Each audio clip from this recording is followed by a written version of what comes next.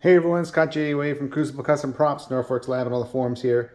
So today we have something that you don't see too often. I've done a number of these, but this is kind of rare. It's not as rare as it used to be but still hard to come by. This is an all real parts Obi Wan lightsaber. So the guy sent this to me. Just basically, it's a male balance pipe. So I didn't do much. I assembled it, but I'll tell you about what we did here. So it was a male balance pipe, or it is a male balance pipe that I machined down with the correct contours and everything and weathered properly to make it look like a female balance pipe.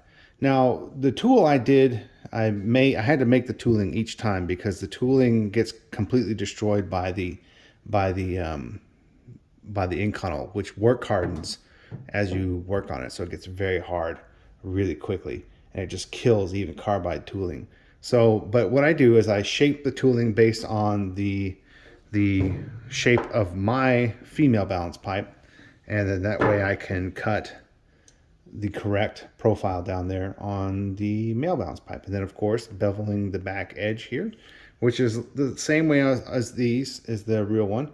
Now I've had a couple of these and I've had many of them in my hands, and some of them have a very bright machined lip just like this, and some of mine is pretty dull, but some of them have a very bright machined lip just like that. So this is entirely accurate. Anyway, it also came with a real vintage Hales World War One grenade, rifle grenade. This one has seen better days. It's obviously a relic, a dug up relic where it's super chewed up. The brass is always in good shape, but this one is in particular, the wind vane seems like it's welded on or soldered on. I'm not quite sure. It was a it's, you can kind of see right there, and I didn't do this at all. So it looks like someone either soldered it back or welded it back. I'm not quite sure what's going on there. Um, but the wind vane doesn't move, and it is in the much lower position than it should be. But that's it. You can see the threads here because the steel has been eaten up so much.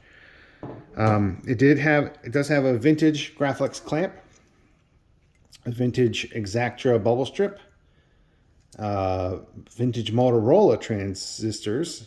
These are the newest vintage washers that I just got. Kime found these. I think I'm saying his name correctly. Found these online, and they happened to be local to me, so I ended up going to pick them up. They need a bit of a turning down. They're a little bit wider than this, and I had to open up the hole a little bit to fit vintage Marconi's and Motorola transistors. And so, but this is a vintage new old stock correct washer. Now, what's interesting about that washer is it's nearly identical to the Rust replica washer from back in the day. And those are the only ones I've seen that I've really thought were really accurate. And of course, we have a vintage hot sink knob and a booster, of course. So the things he wanted me to do, aside from assemble it, which I'll talk about the assembly real quick. This has a 10-inch carriage bolt that goes all the way through to the adapter that he had provided. Now on this adapter, let's see here, it was just an adapter and it fit really loose. So I machined a little slot and put an O-ring on it so that way it's nice and snug and it's not going to move, not going to fall off, not going to go anywhere. You can completely hold it by that. But it's snug. It's not too snug to where you can't get it off easily, but it's snug to where it's not just going to fall off. Anyway, so that's a carriage bolt that's holding the whole thing together. And there is an aluminum spacer in here, and I don't know the source of that spacer. It just came with everything. The clamp was in pretty rough shape anyway, but that works really well because the original Obi clamp lever has a lot of this exact same plating wear. I added the aluminum tape, of course, the transistors I drilled into the adapter. Now this people call it a cotter pin, but cotter pins are split, and there's no visible split on the wire that's in the original prop in the Chronicles photo. So what I did was I just put a correct, at least as far as I can tell, correct gauge wire in there, and it works perfectly. It looks right. And then I found the little brass screw. He wanted that as well, and I found this screw actually came from a Calamar 660, so it's got a Star Wars tie-in, and it is vintage. Um, and that's in there. Drilled that little hole and countersunk it. So you got that. And here is the vintage bubble strip. Now this bubble strip, and I sent him a picture of this as I took it out of the camera. I mean the calculator. Now it had this weird kind of like layered defect right here. So that's not a mistake of mine that I from machining. That it's just a strange defect. It's the first time I've ever seen this in a vintage bubble strip, but it was there. It's just like a layer. You can see my machine marks are super clean, and you can see it on the bubble strip before I even touched it, just getting it out of the calculator. But it was interesting. I've never seen that before.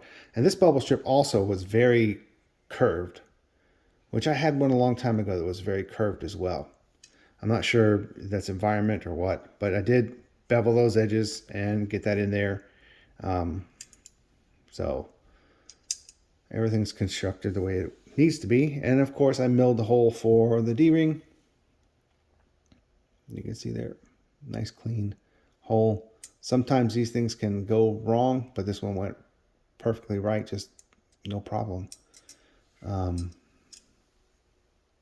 here it is, all vintage parts.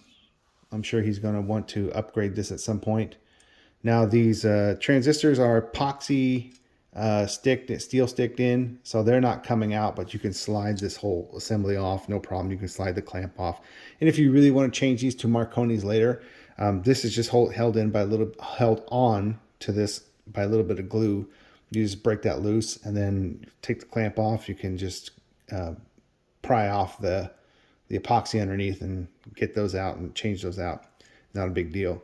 This is also glued in, but you could also unscrew it if you want. There is clearance for it.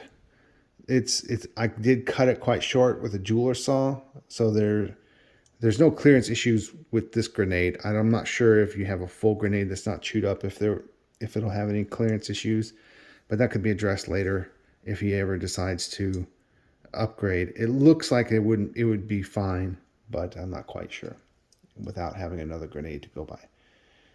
But right now this looks really cool, to be quite honest. These parts are so hard to come by that I don't think he's going to worry too much about upgrading things, but you never know. Opportunities pop up. But anyway, this is all real parts vintage Obi next to my all real parts vintage Obi. You can see mine. This clamp I didn't do this clamp myself. This I bought just like this from Serenity on the RPF years and years and years ago, and he had already done the brass screw, and you'll notice it's much too big. There's no way to undo it and to do a smaller one. It's just, this one's just too big, but it's there. I'm okay with it. But he did a good job on the clamp weathering and everything like that. And at the time, it was a really good price for a vintage clamp. And I may need to do an O-ring on my own balance pipe adapter. But yeah, there it is. So here's 2 real parts Obi-Wans. Pretty cool.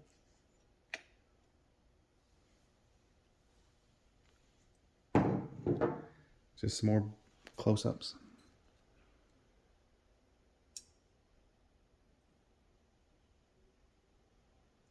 A giant weld on the booster from when it was attached to the gun.